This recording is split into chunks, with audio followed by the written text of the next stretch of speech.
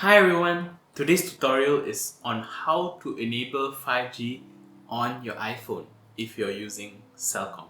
Let's get right into it.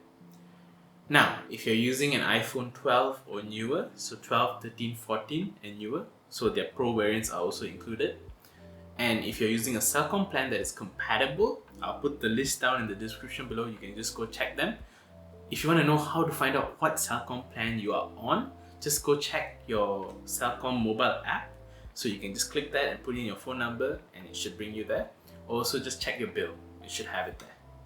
I will be showing a screen recording so that you guys can follow along with me. Let's get right into it.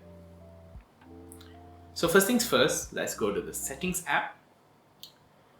Go to the mobile data tab, so I already had it open. You can then go to mobile data network. So you go down here and you'll see, if you don't have 5G enabled, it will say Celcom 3G in this APN section. So what you gotta do is just follow what I have here, which is Celcom 4G on both of these. Make sure to put the C as capital and the G as capital, and you should be good to go. 5G is now enabled on your phone. But there's one more small thing that you have to do. So go to mobile data options, go to voice and data. So sometimes it will be at 4G, just turn it to 5G auto if you need better battery life, or if you have really good battery life and you don't mind charging your phone a bit more, you can put 5G on. So 5G on basically will just use 5G on all the time, whereas 5G auto tries to balance between the both. The other setting that you can tweak is data mode. So you can either choose standard, which is what it is default in, or you can choose allow more data on 5G. I've chosen allow more data on 5G. Now that we have gotten the tutorial out of the way, what are the pros and cons of 5G? Now 5G's main pros is that it's extremely fast. Sometimes you can even hit a gigabit speeds, but most of the time under Celcom, I'm actually getting around 500 to 600 megabits per second, and it really fluctuates a lot. But upload speeds are usually quite slow for some reason.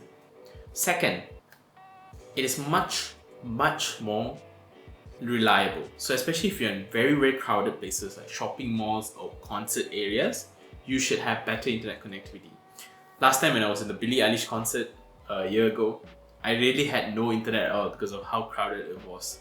So if there was 5G back then, I would still have been able to contact my family and keep everyone updated on my well-being. So 5G is very important, especially in those scenarios. And third, the ping is much less, so it's much less latency. What are the cons?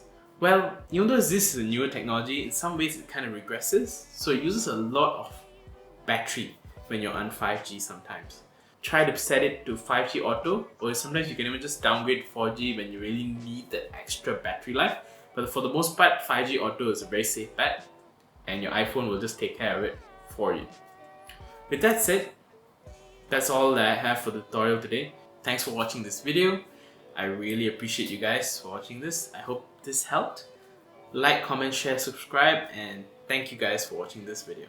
See you in the next one. Peace.